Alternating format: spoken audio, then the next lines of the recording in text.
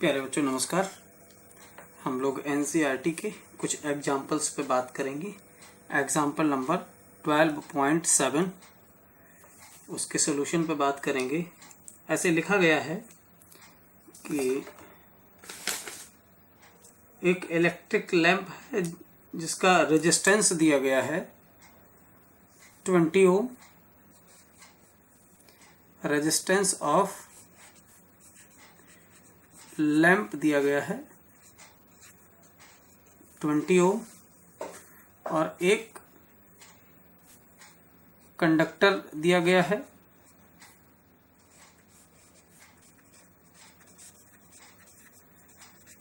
इसका रेजिस्टेंस दिया गया है 4 ओम। ओके, 6 वोल्ट की बैटरी से लगाए गए हैं। V is equal to 6 volt. Okay, अब टोटल रेजिस्टेंस फाइंड आउट करना है। टोटल रेजिस्टेंस फाइंड आउट करना है। टोटल रेजिस्टेंस का मतलब हो गया R इक्विवेलेंट। ठीक है, ये भी फाइंड आउट करना है। हमारे पास में B में कहा गया है करंट फाइंड आउट करना है और potential at lamp and conductor. ये तो हमारे पास में क्वेश्चन का सीन रहा है यहाँ तक। ओके, आप पढ़ेंगे तो आपको पता चलेगा कि क्वेश्चन क्या हमसे पूछा गया है। ठीक है, तो इसके लिए एक सर्किट भी बना करके दे रहे हैं। तो सर्किट में ऐसे बनाया गया है, एक कंडक्टर बनाया गया है और एक यहाँ पे लैंप लगा दिया गया है। ओके, और इसको एक बैटरी के साथ एडजस्ट कर दिया गया है। एक एमीटर लगा दिया गया है, साथ में एक की लगा दी गई है और इसको इस तरह से ये हमारे पास में सर्किट कंप्लीट हो गया। ये हमारे पास में 4 ओम जो रेजिस्टेंस है वो लैंप का है और 20 ओम रेजिस्टेंस है 20 ओम रेजिस्टेंस है जो लैंप का है और 4 ओम कंडक्टर का है। ओके, बैटरी लगी हुई है 6 वोल्ट की प्लस माइनस और ये करंट I फ्लो कर रही है और यही करंट का जो हमारे पास में फ्लो या रीडिंग जो एमीटर में होगी वही रिप्रेजेंट होगी ये करंट की रीडिंग। तो हम सबसे पहले जो चीज़ें फाइंड आउट करनी हैं उनको पहले ध्यान देते हैं। तो यहाँ से लिखेंगे हम लोग क्या कि ये 20 और 4 ओम दोनों रेजिस्टेंस लगे हुए हैं किसमें, सीरीज में, श्रेणी क्रम में लगे हुए हैं। तो यहाँ पे लिख देंगे कि since 4 ohm and 20 ohm resistance are in series. ठीक है, their equivalent resistance R is equal to 4 plus 20 is equal to 24 ohm. तो एक आंसर आपके पास में आ गया। ओके, और वो आंसर क्या आया, 24 ओम। क्लियर। अब अगले आंसर की बात करते हैं। ठीक है, समझ रहे हैं। अगले आंसर के लिए हम लोग बात करते हैं। तो अगला हमसे जो पूछा गया है वो कुछ इस तरह से कहा गया है कि टोटल करंट। अब हमारे पास में हम बी पार्ट को देखेंगे। ए पार्ट में हमें टोटल रेजिस्टेंस मिल गया है, वो आया है 24 ओम। ओके, टोटल वोल्टेज हम पता कर लेते हैं। हमारे पास में 6 वोल्ट दिया गया है। ठीक है, ये हमारे पास में क्या है, रेजिस्टेंस R है। ये हमारे पास क्या है, वोल्टेज V है। अभी मेरे को बी पार्ट में I is equal to find out करना है। तो हम लोग जानते हैं कि अकॉर्डिंग टू ओम्स लॉ, है ना, ओम्स लॉ हमारा क्या है, V is equal to I into R। तो I फाइंड आउट करना है, तो I इज इक्वल टू क्या हो जाएगा, V अपॉन आर। V की वैल्यू हमारे पास में कितनी दी गई है 6 वोल्ट, R की वैल्यू कितनी है 24, 6 चौका 24, तो हमारे पास आ गया 1/4। तो I इज इक्वल टू 4 से जब हम डिवाइड करेंगे तो आ जाएगा 0.25 एम्पियर। ये हमारे पास में दूसरे क्वेश्चन का आंसर हो गया। ठीक है, अब ये बहुत इंपॉर्टेंट है सी पार्ट। इस पार्ट को बड़े ध्यान से देखेंगे आप लोग। सी पार्ट इंपॉर्टेंट इसलिए है कि पोटेंशियल इंडिविजुअल पूछा है, तो हम ऐसे बना लेते हैं कि ये हमारे पास में याद रखने के लिए ये 4 ओम का रेजिस्टेंस है, ठीक है, कंडक्टर का, और ये हमारे पास में लैंप है, ठीक है, जिसका रेजिस्टेंस है 20 ओम। अब हमें पता चल गया है कि इन दोनों में करंट कितनी फ्लो हो रही है। पूरे सर्किट में करंट जो जा रही है वो I is equal to 0.25 ampere. Okay, अब आपको ये बात पता होगा बेटे कि जब हमारे पास में सीरीज में कॉम्बिनेशन होता है, श्रेणी क्रम में कॉम्बिनेशन होता है, तो वोल्टेज अलग अलग होते हैं। तो इस पे हमने वोल्टेज मान लिया कि V1 है और इस पे हमने वोल्टेज मान लिया कि V2 है। ठीक है, तो ये हमारे पास में एक पे V1 आ गया, दूसरे पे V2 आ गया। रेजिस्टेंस है ही, करंट हमारे पास में कितनी जा रही है 0.25, इतनी ही इसमें भी जा रही है यही करंट, क्योंकि सीरीज कॉम्बिनेशन में करंट चेंज नहीं होती है। तो V1 इक्वल टू हमारे पास क्या आ जाएगा, ठीक है, I कितनी जा रही है 0.25 इंटू R कितना है 4 ओम, तो ये हमारे पास कितना हो गया 25 चौका 100। ठीक है, तो V1 इक्वल टू हमारे पास में आ गया 1 वोल्ट, और ये 1 वोल्ट किसके ऊपर है, ठीक है, एट कंडक्टर, मतलब चालक पर 1 वोल्ट है। ठीक है, तो रेस्ट जो पोटेंशियल होगा वो किसके ऊपर होगा, लैंप के ऊपर। तो हम अगर डायरेक्टली लिखना चाहें तो V2 इक्वल टू, चाहे हम 6 में से सब्ट्रैक्ट कर देते हैं 1, या फिर हम सॉल्व कर लेते हैं, जैसे भी चाहें आप वैसे निकाल सकते हैं, दोनों तरीके हैं। तो V2 इज इक्वल टू हमारे पास में आ जाएगा कितना 0.25 इंटू 20, तो हमारे पास में आ जाता है ना 25 दूना 50, तो ये 500 हो गया। ठीक है, ये इतना, तो हम लोग कह सकते हैं कि V2 इक्वल टू 5 वोल्ट, और ये किस पे है 5 वोल्ट एट लैंप। ये आपका क्वेश्चन का आंसर था। Okay, example number 12.8 NCERT। Okay, कहा गया है कि 12.10 एक फिगर है, ठीक है, पैरेलल कॉम्बिनेशन का, जिसमें 3 रेजिस्टेंस को लगा दिया गया है, क्लियर, और इसमें एक बैटरी लगा दी गई है।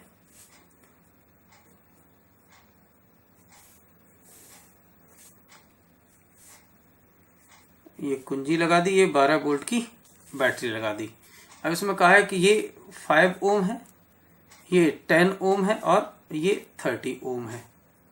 ओके, करंट I फ्लो हो रही है। अब पैरेलल कॉम्बिनेशन में करंट डिवाइड होती है, तो ये हमारे पास में इस ब्रांच में I1 चली गई, इसमें I2 चली गई और इसमें I3। अब मुझसे सबसे पहले कहा गया है कि हमारे पास में जो चीजें दी गई हैं इनसे आपको I1 और I2 की वैल्यू फाइंड आउट करनी है। तो पैरेलल कॉम्बिनेशन में हर एक ब्रांच का रेजिस्टेंस जो होता है वो सेम होता है, मतलब जो रेजिस्टेंस इस पे है वही इस पे है, वही इस पे, वही सर्किट का होगा। मतलब कि 12 वोल्ट अगर हमारे पास में बैटरी लगी तो इस पे भी 12 वोल्ट होगा, ठीक है, इस वाले पे 12 वोल्ट इस पे भी होगा, 12 वोल्ट इस पे भी होगा। तो अगर हमें V और R मालूम है तो I पता कर सकते हैं।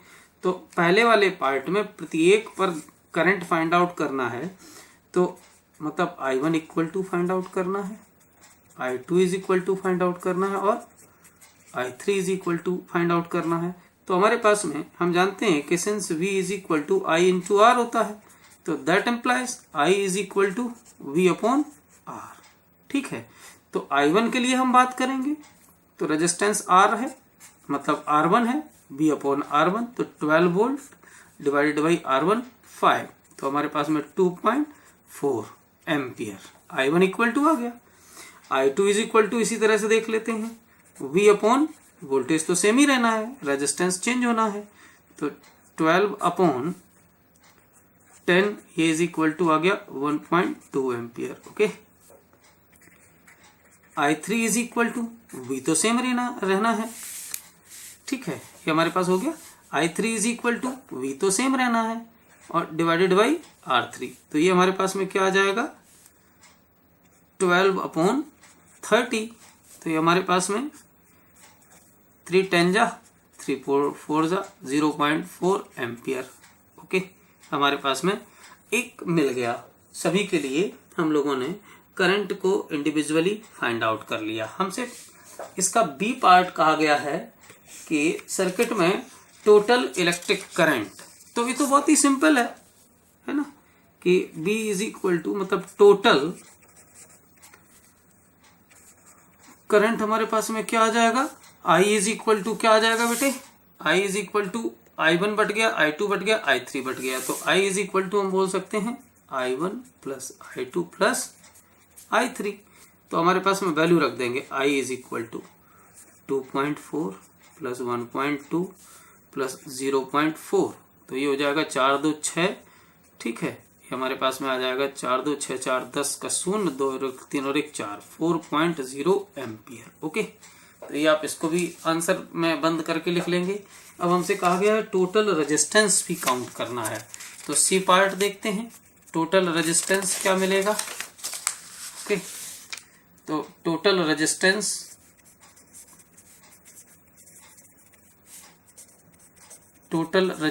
हमें क्या करना है, R is equal to count करना है, ये हमारे पास में सी पार्ट है। तो हम लिख लेते हैं यहां से कि since 5 ohm 10 ohm and 30 ohm are in parallel combination, ठीक है, तब हमारे पास में 1/R इज इक्वल टू क्या होता है 1/5 प्लस 1/10 प्लस 1/30।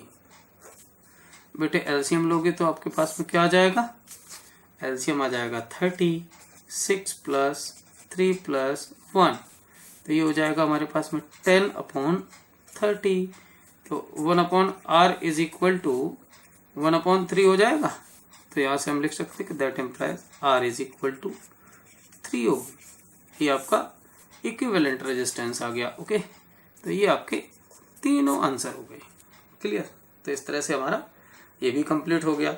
अब हम बात करेंगे, थोड़ा सा समझदारी से बात करेंगे, इसको आप कम से कम 2 बार देखिएगा तभी आपके पास में काम बनेगा। ठीक है, क्लियर, आगे की बात करते हैं। Example number 12.9 NCERT।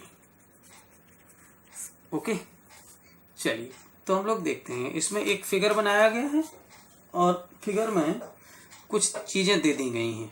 ठीक है, सभी की वैल्यूज दे दी गई, हम वैल्यूज को डायरेक्ट लिखेंगे, आप लोग अपने फिगर बना करके आप लोग सारी चीजों को जानें। ठीक है, हमसे इतना काम ना करवाइए, है ना, समझ रहे हैं ना आप लोग। ठीक है, अच्छा, इसमें एक बड़ी सी बैटरी लगा दी गई है। ठीक है, तो हम भी लगा देते हैं, चलो ये बड़ी सी बैटरी लगा रहे हैं, हमने वैल्यू रख दी बैटरी की कि ये इतनी बड़ी है। ओके, अच्छा, एक और बड़ा सा रेजिस्टेंस का एकदम पुलंदा बांध दिया गया है, ये रहा, ये रहा, ये रहा। ठीक है, इन सब से कम्युनिकेट करके एक एमीटर को लगा दिया गया है, ये भी लगा देते हैं भाई। ये प्लस ये माइनस, यहाँ से हमारे पास में क्लियर, ये करंट आई जाना शुरू किया। ठीक है, और ये इस तरह से काम करते हुए हो रहा है। ठीक है, R1 इक्वल टू हमारे पास में 10 ओम दिया गया है, R2 इक्वल टू हमारे पास दिया गया है 40 ओम, R3 दिया गया है 30,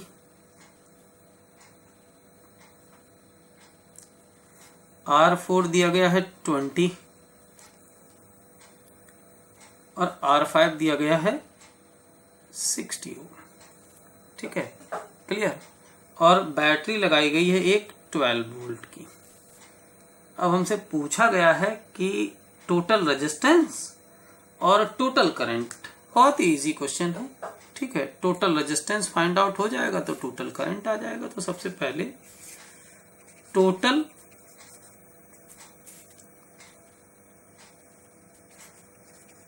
रेजिस्टेंस इक्वल टू आर, और यही फाइंड आउट करना है, ठीक है।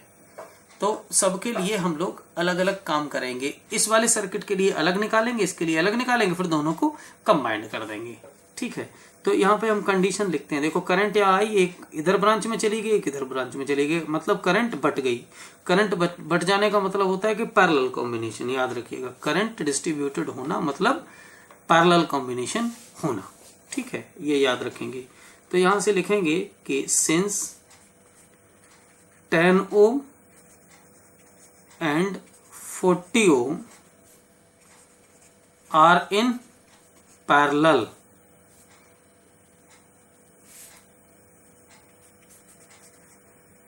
their total resistance is R1। Assume कर लिया तो हमारे पास में 1/R1 इज इक्वल टू क्या हो जाएगा, 1/10 plus 1/40।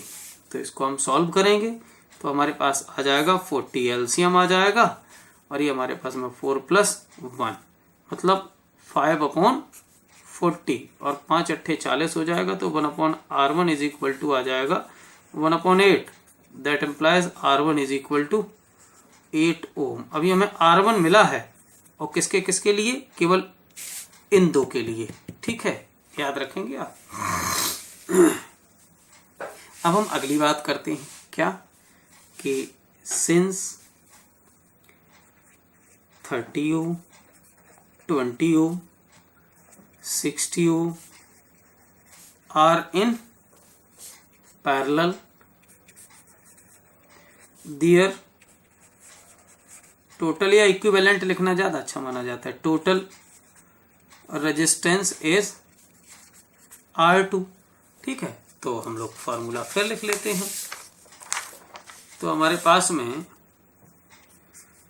1/R2 is equal to, जितने पैरेलल में लगे हैं 30, 20, 60 है ना, 1/30 प्लस 1/20 प्लस 1/60।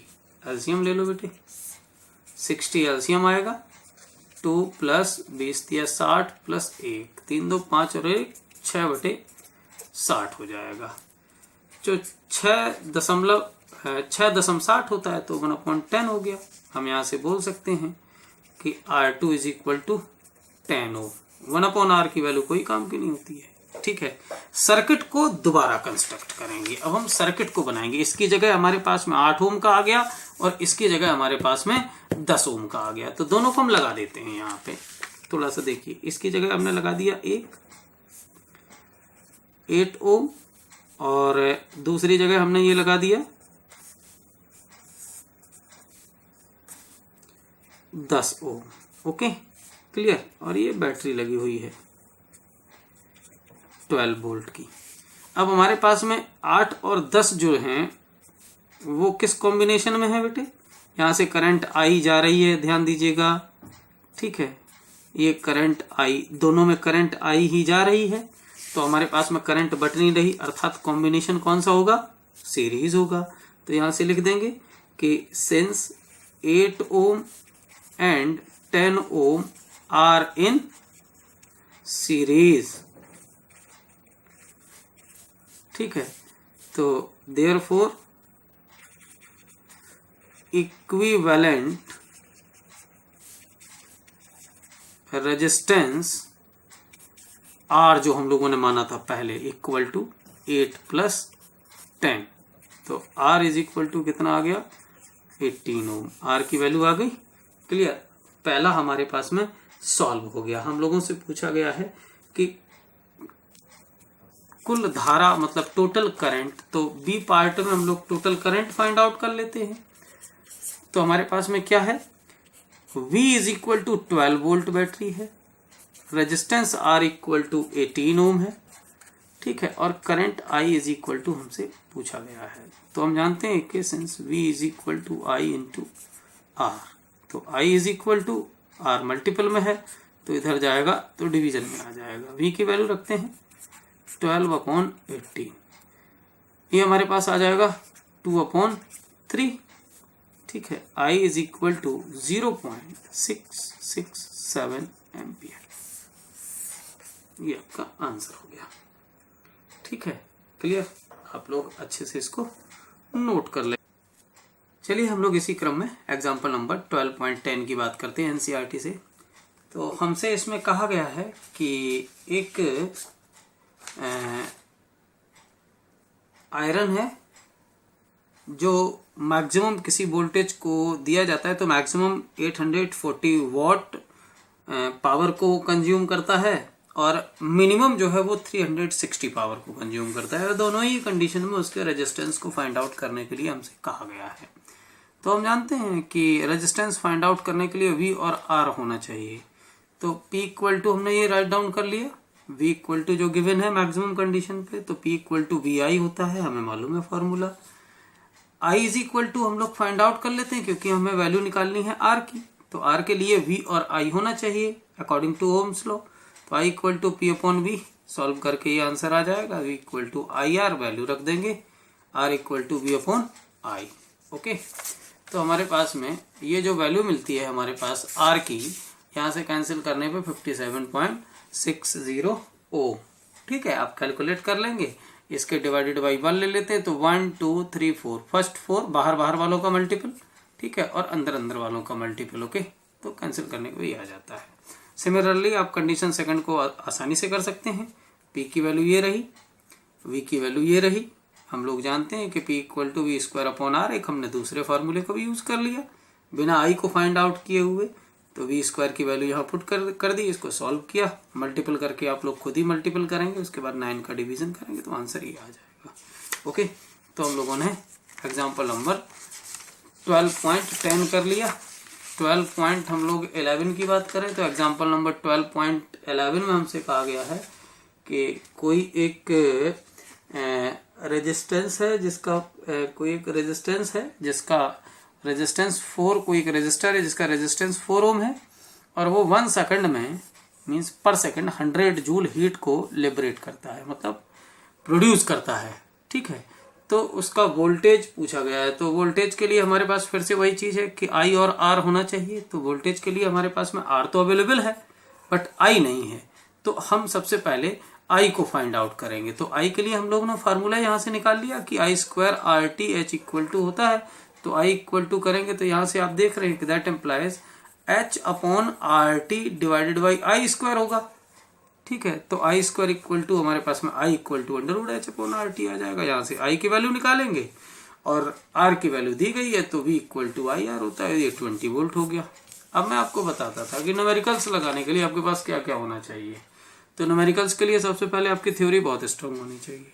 थ्योरी के सारे फार्मूला एक जगह रिटर्न पूरी तरीके से शेड्यूल्ड में होने चाहिए। ये दोनों चीजें आपको लर्न होनी चाहिए। अगर ये लर्न नहीं है तो आप ऑटोमेटिकली जान लो कि आपको न्यूमेरिकल नहीं आ रहा होगा, एकदम पक्का है। आप किसी को बताएं ना कि आपको लर्न नहीं है, वो आपसे एक न्यूमेरिकल पूछेगा, आपको नहीं आ रहा है तो आपको थ्योरी लर्न बिल्कुल नहीं है, फार्मूले और थ्योरी। अगर ये दो चीजें लर्न हो जाती हैं तो आप सबसे पहले अपनी बुक्स के सिंपल एग्जाम्पल जिनमें डायरेक्ट वैल्यू रखना हो उनको सॉल्व करिए। बहुत थोड़े से होते हैं, उनको सॉल्व करिए। ठीक है, अगर आप ये करने लगें तो आप जान लीजिएगा कि आपके इन पे अच्छी पकड़ हो गई। ठीक है, थ्योरी और फार्मूलाज पे। जब ये तीन चीजें हो जाएं तो छोटे छोटे न्यूमेरिकल्स देखिए, सारे छोटे छोटे न्यूमेरिकल्स अपने आप जिनमें डायरेक्ट वैल्यू रखनी हो उनको लगा लीजिए। अब फिर जब ये तीन चीजें कवर हो जाएं तो थोड़ी सी हेल्प लीजिए, फिर डिफिकल्ट एग्जाम्पल करिए और फिर उसी तरह से डिफिकल्ट अनसॉल्व पेपर करिए, अनसॉल्व क्वेश्चन करिए जो लॉजिकल हो। ठीक है, अच्छा ऊपर का ये सब काम जो करना है आपको, ये सब जो भी काम करना है, ये काम आप तभी कर सकते हैं जब आपको इतना काम आता है। 1 to 20 तक आपको टेबल आने चाहिए, 1 to 20 तक स्क्वायर, 1 to 20 तक cube, addition, subtraction, multiplication, division, और वो भी किसका, फ्रैक्शन का आना चाहिए। एडिशन, सब्ट्रैक्शन, मल्टीप्लिकेशन, ये सब आनी चाहिए। और ये चीजें आप तब सीखते हैं जब आप क्लास 1 से लेकर के 8 तक का सफर करते हैं। उस पूरी जर्नी में क्लास 1 to 8 तक आपको इतनी चीजें सब सिखाई जाती हैं। अगर आपको ये चीजें नहीं आती तो ऊपर का कतई नहीं आएगा, एक चीज जान लीजिएगा। ऊपर का सीखने के लिए आपको मीन्स न्यूमेरिकल्स लगाने के लिए आपके ये मैंडेटरी है। जिस स्टूडेंट को ये चीजें नहीं,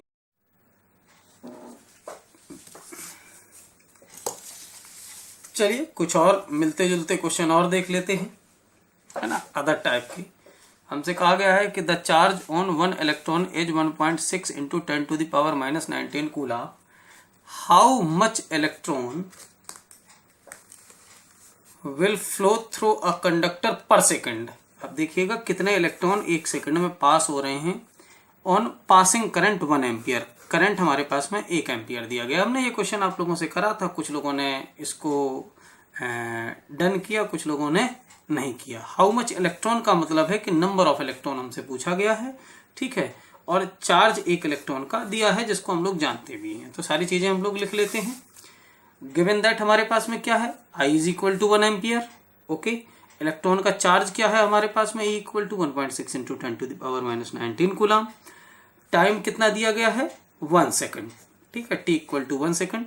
N equal to find out करना है। तो हम लोगों को मालूम है कि I is equal to Q upon T equal to किसके होता है, NE इंटू टी के।